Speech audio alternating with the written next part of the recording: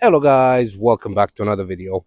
Today I've got for you this absolutely gorgeous Vauxhall Meriva, and as always I'm going to do a quick walk around just so you can see the condition of the car, and then we're going to jump inside and I'm going to show you all the interior features and gizmos and gadgets and everything that this car comes with. Now this particular car comes with the registration number Victor Oscar 13 Echo Juliet Zulu.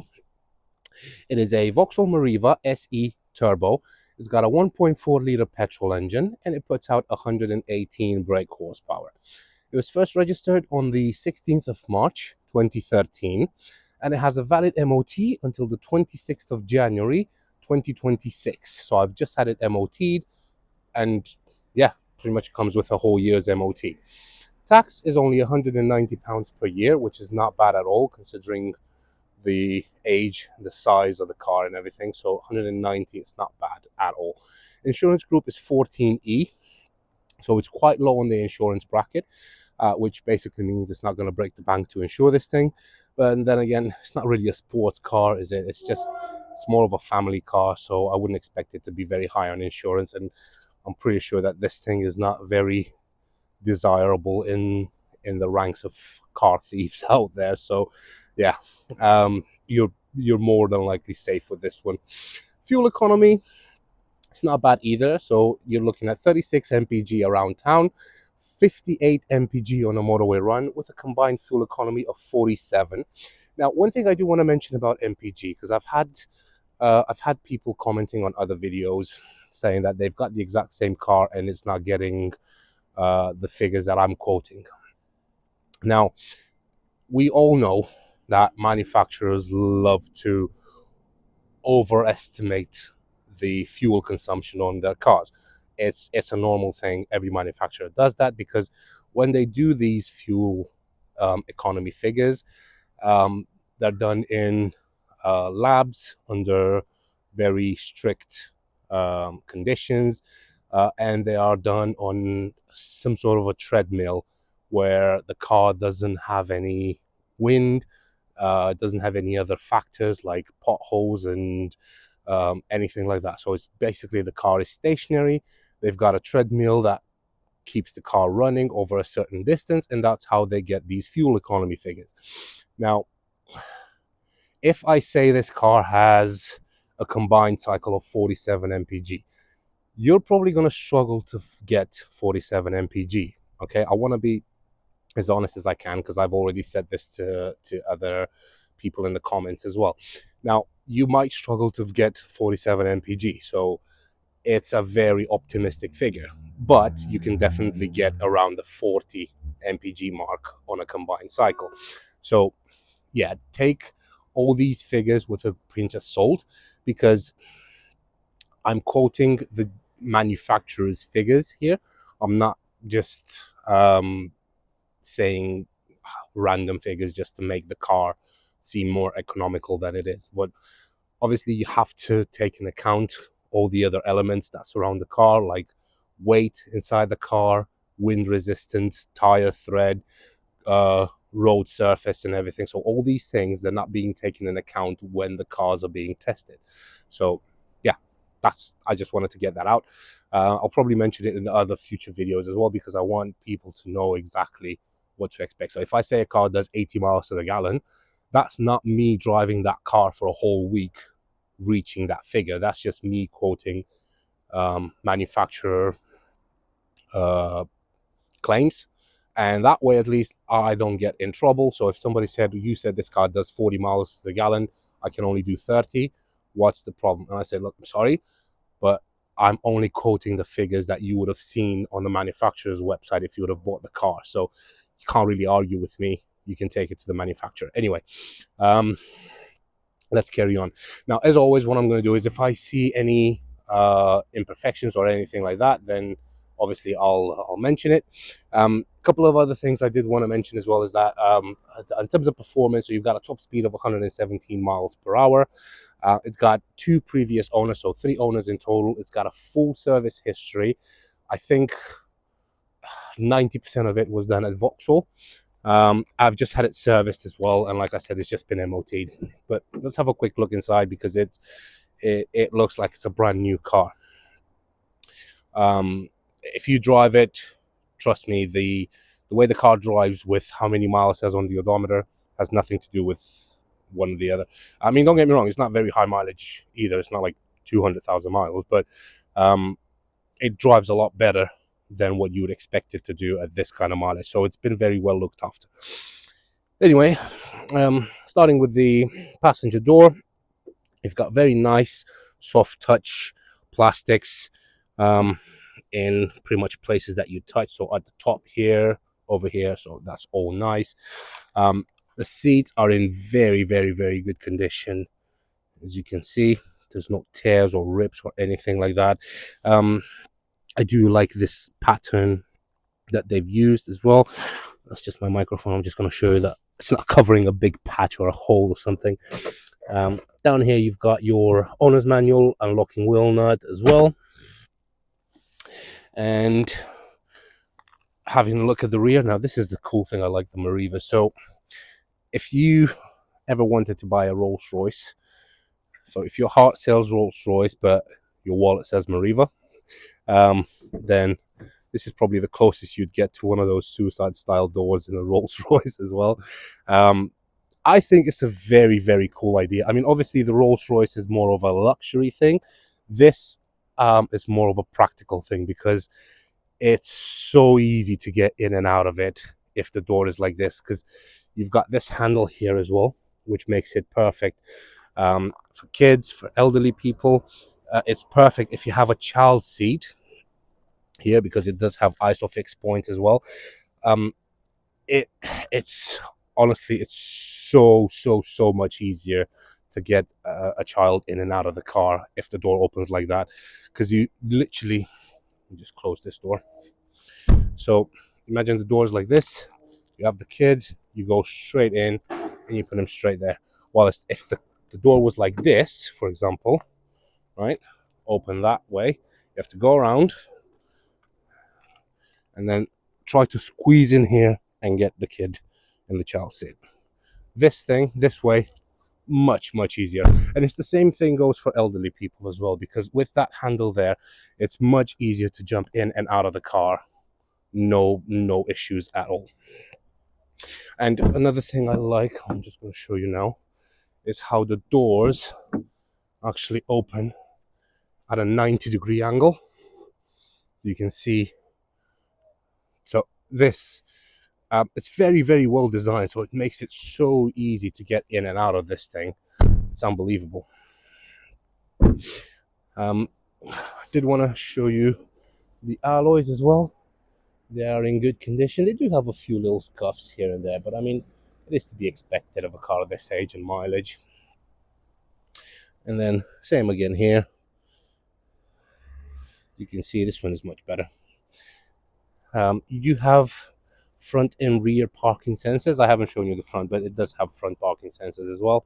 And to open the boot, it's got a button just underneath the Vauxhall logo. Press on that and it just pops open like that. Plenty of space in the boot. You do get a parcel shelf as well that will just cover all your valuables. And like this little thing here is the little hook. You pull it, it says 3 kilograms max. So this is perfect if you go shopping or something. You can just hang your groceries there, so you're gonna stop all your potatoes and tomatoes and watermelons flying everywhere. So that's really cool. Underneath here you've got some more storage. Unfortunately, it doesn't have a spare tire. I don't know why Vauxhall hasn't put a spare tire on this, but it doesn't have one, so it is what it is. But there is plenty of storage down there as well. And this parcel shelf, so right now it's flush with the whole boot. But what you can do is you can actually move this lower like this as well, and you get more space in the boot. I mean, not much more, but you still get a little bit more space. And then obviously the seats do fold down as well, and they don't just fold down, but they slide as well. Let me show you. Actually, I'll show you on the other side. I'm just gonna put the boot down. Got your fuel cap here. So the fuel cap is on the driver's side. Again, I want to show you this. How this one is untouched. Actually, it's pretty much like brand new. So over here, over to the, oh, and another thing I like is that the rear windows, you can probably see that they are tinted a little bit. So again, gives more UV protection for kids that are sitting in the back. One thing I haven't showed you on the other side, I'll show you on this side, which is absolutely fantastic. Again, this goes to show how perfect this car is for kids. But you see that little lever down there, so you can pull on that and then just slide the seat forwards and backwards like you would the front seats, but you can do that with those. So if you need, now this seat is pushed all the way back, and I did that just so I can take photos of the dashboard and everything, but you wouldn't be able to drive it like that. You would push your seat much, much forward, because, I mean, look at where the B pillar is and look at where the seat is, so you wouldn't be able to drive it like that anyway. But yeah, you can actually move the seats forward if you want more boot space, or you can push them backwards if you want more leg room. So, but the thing I wanted to show you, which is absolutely beautiful, is these rear folding trays. So you do have one on the other side as well, and they are very, very sturdy, as you can see. So you've got a little cup holder here, you've got place where they can put snacks and iPads and phones and stuff like that. So again, it's perfect. If you've got a child seat there, you can put this up, put a phone there, and or a tablet or something, or they can have their snacks here. Absolutely perfect. And another thing which I haven't shown you yet, that is probably going to keep the kids quiet, is this absolutely massive panoramic roof, which literally goes all the way from the front of the car all the way to the rear. It is huge. Like, it's literally the length of the car, which is fantastic because there's so much light getting in. But obviously this is tinted as well, so you're not going to get that much harmful UV rays getting in and out. And let's have a look at the front. Again, very nice wide opening door, 90 degrees. There it is. It's brilliant. I mean, look, see what I mean? Look at the seat. Look how back is pushed. You've got some storage in there. I don't know what you can put in there, but it says 1.5 kilo max. So yeah, you've got some storage in there as well. Anyway, over here at the driver's side, so you've got controls for all four windows. That's to lock the rear windows. Got controls for your mirrors as well. And over here, this is your light switches. Let me just get the key and I'm just going to jump inside. Ooh, I've just seen something which I didn't know it was there, but now I know. Right, I probably would have wondered where that might be. So right now, like I said, the seat is pushed all the way back. I wouldn't be able to drive it like this. Let me just go ultra wide. There we go. So I wouldn't be able to drive it like this because my hand is stretched all the way. No, I wouldn't be able to drive it like that. Anyway, let's start her up first, and then I'll talk about the interior. So, key, foot on the clutch.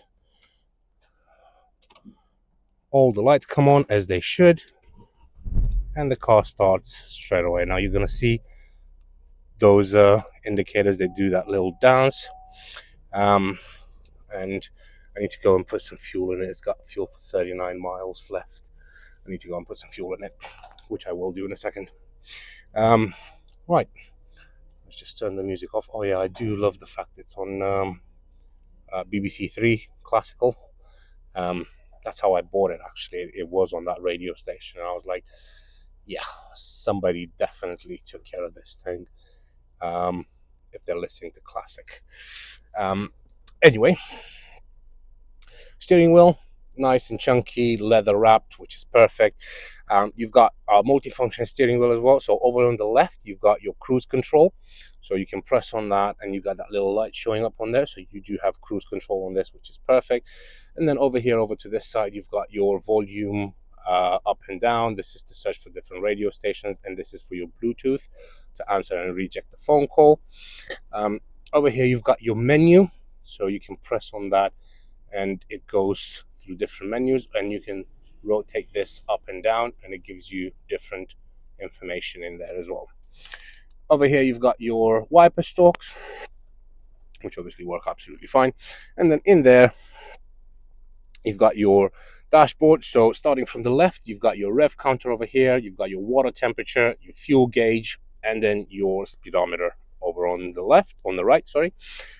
You've got that main little screen in the middle, and as you can see, the car has covered 101,028, sorry. So 101,028 miles. So it's not very high mileage at all. I mean, it's a 2013 car, so it's what now? It's 12 years old. It's pretty much what you would expect to have on this kind of car. It's 100,000 miles. It's pretty much nothing. Anyway, let's move over to the center here.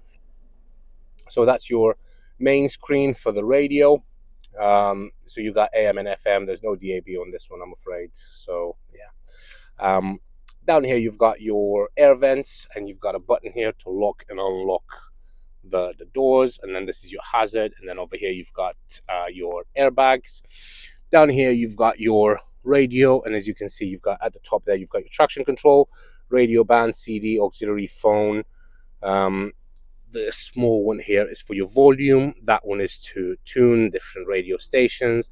You've got your parking sensors here, favorites, traffic announcement, I think that's to reject the CD, config, info, tone back. I mean, you can play with all these buttons, you can see what they do.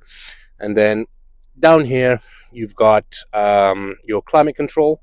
So you've got your AC over here, recirculate. This is where you choose the temperature.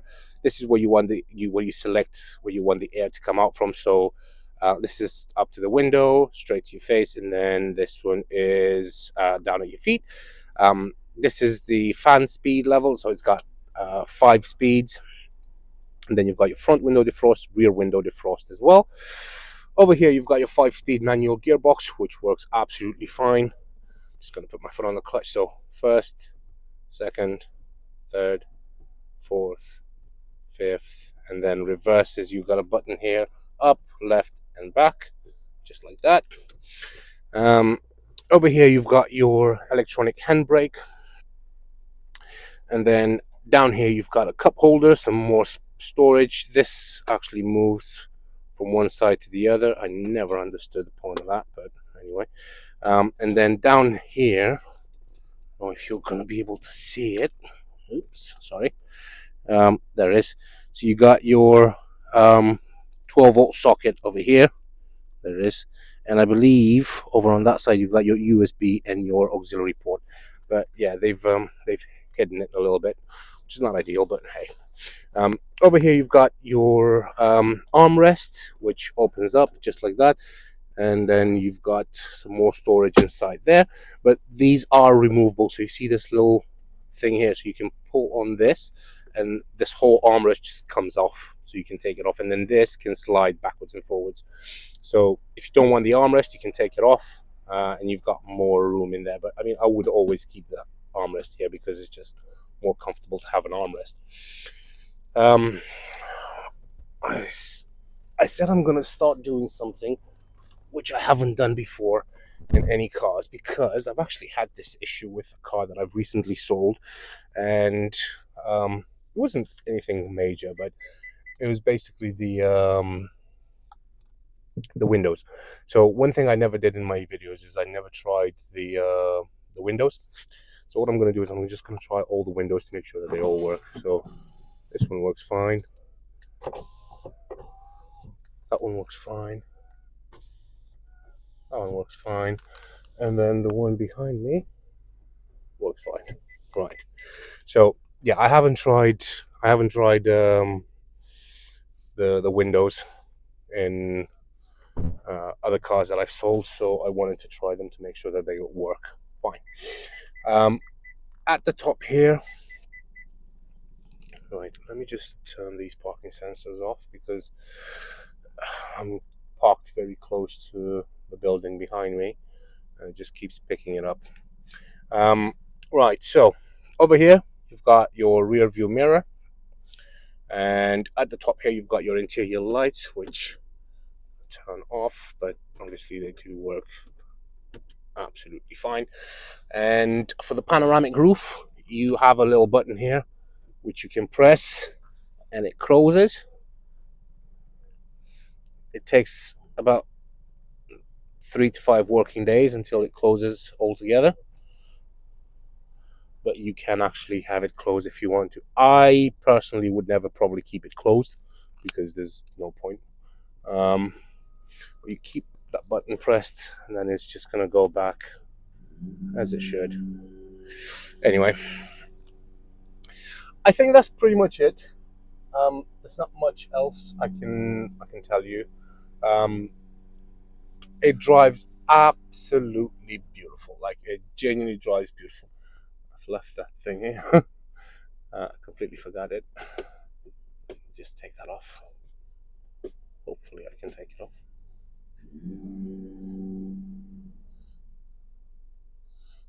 Right. I know this is hardly a riveting view, but I need to take this off. Right, I'll leave that there for now. I'll take it off in a second. Right, that is pretty much it. There's not much else I can show you. Like I said, the car drives absolutely beautiful. You can't even hear the engine running. There's absolutely no issues with it whatsoever. As standard, like all my other cars, it will come with 3 months warranty. Yeah, if you have any questions, don't hesitate to contact me. You can find me on 01684 355 032, or you can email me at www.vindem. No, not W. That's not an email. So you can email me at vindemautos.co.uk, or you can just go into our website, which is www.vindemautos.co.uk. That's what I was looking for. Right, now I'm just going to go and park this baby right up. I think I know exactly where I'm going to park it. I need to move the seat forward a bit because I can't drive it like that. Oh, there we go. Right, full on the brake. That's your automatic handbrake, and I'm just going to go and park it. The car locks itself as soon as you pull away, and it does that for a safety feature because obviously the rear doors, being those suicide style doors, you don't really want somebody to open them while you're driving. Well, you don't want people to open any door while you're driving, but these are particularly worse because obviously they open outwards. So obviously when you drive forward, the wind is coming towards you, and if you open the door like this, it's just going to blow away. So obviously that's not something you really want.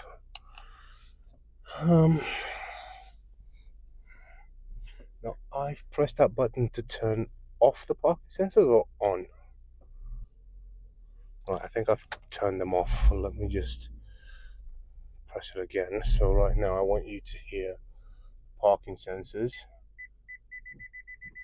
You can hear them, so those are the front ones, and hopefully you'll be able to hear the rear ones as well because there's a little bush behind me.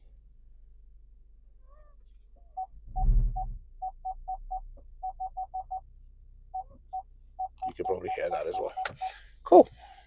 Right, that is all done. Well, if you have any questions, don't hesitate to ask. You can leave them in the comments if it's easier, or you can just call me, and I'll do my best to get back to you.